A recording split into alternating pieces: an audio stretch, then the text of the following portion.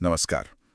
आज हम कंप्यूटर विज्ञान की दो बहुत ही बुनियादी डेटा संरचनाओं पर बात करेंगे, एरे और लिंक्ड लिस्ट। हमारे पास कुछ नोट्स हैं, तो सोचा कि इनके काम करने के तरीके और इनके बीच का जो फर्क है उसे थोड़ा गहराई से समझें। हाँ, बिल्कुल। ये दोनों ही बड़े फंडामेंटल हैं और अक्सर कंफ्यूजन भी रहता है कि कब कौन सा इस्तेमाल करना चाहिए, तो आज कोशिश करते हैं इसे आसान बनाने की। ठीक है, तो शुरुआत एरे से करते हैं। नोट्स में जो पहली बात लिखी है वो है कि एरे का साइज फिक्स्ड होता है। इसका क्या मतलब है? फिक्स्ड साइज का मतलब है कि जब आप एरे बनाते हैं, आपको पहले ही बताना पड़ता है कि इसमें कितने एलिमेंट्स रखने हैं। मान लीजिए 10, तो मेमोरी में 10 एलिमेंट्स के लिए जगह एक साथ रिजर्व हो जाती है। अच्छा, एक साथ मतलब मेमोरी में वो सब लाइन से लगे होते हैं? बिल्कुल, एक के बाद एक कंटिग्यूअस मेमोरी लोकेशंस कहते हैं इसे। और इसी वजह से एरे में किसी एलिमेंट तक पहुंचना बहुत तेज होता है। तेज? हाँ, कैसे? क्योंकि कंप्यूटर को पता होता है कि पहला एलिमेंट कहाँ है और हर एलिमेंट कितनी जगह ले रहा है। तो अगर आपको मान लीजिए 7वें एलिमेंट पर जाना है, वो सीधा कैलकुलेट करके वहां पहुंच सकता है। इसे डायरेक्ट एक्सेस कहते हैं। ये तो बढ़िया है स्पीड के लिहाज से। ठीक है, तो ये हुआ एरे। अब लिंक लिस्ट पर आते हैं। जी नोड्स कह रहे हैं ये डायनामिक है? हाँ, लिंक्ड लिस्ट की कहानी थोड़ी अलग है। इसका साइज फिक्स नहीं होता। आप जरूरत के हिसाब से इसमें एलिमेंट्स, जिन्हें हम नोड्स कहते हैं, जोड़ते या हटाते जा सकते हैं। नोड्स? और ये मेमोरी में कैसे स्टोर होती हैं? क्या ये भी एक साथ होती हैं? नहीं, यही मुख्य अंतर है। लिंक्ड लिस्ट की नोड्स मेमोरी में कहीं भी हो सकती हैं, मतलब बिखरी हुई। हर नोड में डेटा तो होता ही है, साथ में अगली नोड का मेमोरी एड्रेस मतलब पता भी होता है। एक पॉइंटर होता है जो अगली नोड की तरफ इशारा करता है। अच्छा, तो जैसे एक एक चेन की तरह हर कड़ी अगली कड़ी से जुड़ी हुई। हाँ, बिल्कुल सही समझा आपने।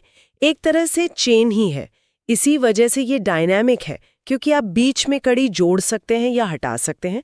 बस अगल-बगल की कड़ियों के कनेक्शन बदलने पड़ते हैं। यहीं पे मेरा अगला सवाल आता है, जो नोट्स में भी है। अगर हमें डेटा के बीच में कुछ डालना हो, इंसर्ट करना हो या डिलीट करना हो, तो कौन सा बेहतर है, एरे या लिंक लिस्ट?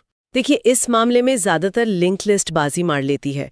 सोचिए, अगर आपको लिस्ट के बीच में एक नया एलिमेंट डालना है, हाँ। लिंक लिस्ट में आपको बस वो नई नोड बनानी है और उसके आगे पीछे वाली नोड्स के पॉइंटर्स को अपडेट करना है।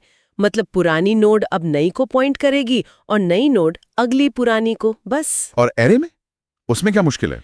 एरे में क्योंकि सब कुछ फिक्स्ड है और एक साथ है, अगर आप बीच में कुछ डालते हैं तो उस जगह के बाद वाले सारे एलिमेंट्स को एक एक करके आगे खिसकाना पड़ेगा ताकि नए के लिए जगह बने। ओह, मतलब काफी काम बढ़ गया। हाँ, और अगर एरे बहुत बड़ा है तो ये खिसकाने का काम बहुत महंगा पड़ सकता है टाइम के हिसाब से। डिलीट करने में भी यही कहानी है, खाली जगह भरने के लिए पीछे खिसकाना पड़ता है। समझ गया। तो इंसर्शन डिलीशन के लिए लिंक्ड लिस्ट ज्यादा फ्लेक्सिबल है। लेकिन मेमोरी का क्या?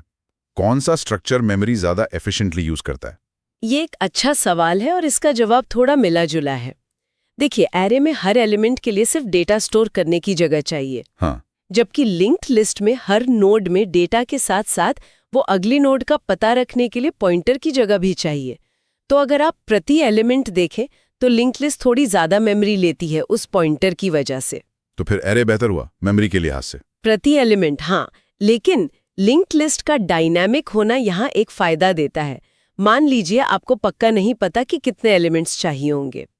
एरे में आपको अंदाजा लगाकर एक बड़ा साइज लेना पड़ेगा ताकि जगह कम न पड़े। हो सकता है आप 100 का साइज लें और इस्तेमाल सिर्फ 50 करें, तो बाकी 50 की मेमोरी वेस्ट हो गई है ना। हाँ, सही बात है। लिंक्ड लिस्ट में आप उतने ही नोड्स बनाते हैं जितने की जरूरत है, तो कुल मिलाकर मेमोरी वेस्टेज कम हो सकता है, खासकर जब डेटा की मात्रा का अंदाजा ना हो। ओके, तो ये ट्रेड ऑफ है। एक में पॉइंटर की एक्स्ट्रा मेमोरी, दूसरे में पहले से ज्यादा मेमोरी रिजर्व करने का रिस्क। बिल्कुल। अब एक और पहलू पर आते हैं, एक्सेस स्पीड। हमने शुरू में कहा था एरे में डायरेक्ट एक्सेस तेज है। हाँ। लिंक्ड लिस्ट में ऐसा नहीं है। अगर आपको मान लीजिए 50वीं नोड तक पहुंचना है तो आपको पहली नोड से शुरू करके उसके पॉइंटर से दूसरी पर, दूसरी के पॉइंटर से तीसरी पर, ऐसे करते करते 49 नोड्स पार करनी पड़ेंगी। ओह, मतलब एक एक करके जाना पड़ेगा, सीधा नहीं जा सकते? नहीं, सीधा रास्ता नहीं है, आपको लिंक फॉलो करना ही पड़ेगा। इसे सीक्वेंशियल एक्सेस कहते हैं। तो जाहिर है इसमें ज्यादा टाइम लग सकता है, खासकर अगर लिस्ट बहुत लंबी हो। तो संक्षेप में कहें तो अगर हमें डेटा जल्दी जल्दी एक्सेस करना है, किसी भी एलिमेंट पर तुरंत पहुंचना है और साइज मोटा मोटी पता है, तो एरे शायद बेहतर है। सही। और अगर हमें साइज का अंदाजा नहीं है या बीच में बहुत सारे इंसर्शन डिलीशन करने हैं, तो लिंक्ड लिस्ट ज्यादा फायदेमंद हो सकती है, भले ही एक्सेस थोड़ा धीमा हो। बिल्कुल सही कहा आपने। यही मुख्य अंतर है।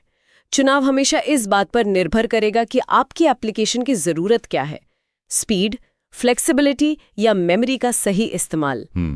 और यहीं से एक दिलचस्प विचार आता है, क्या कोई ऐसा तरीका हो सकता है कि हमें दोनों के फायदे मिले, मतलब तेज रैंडम एक्सेस भी हो और जरूरत पड़ने पर आसानी से साइज बदल भी सकें या बीच में बदलाव कर सकें?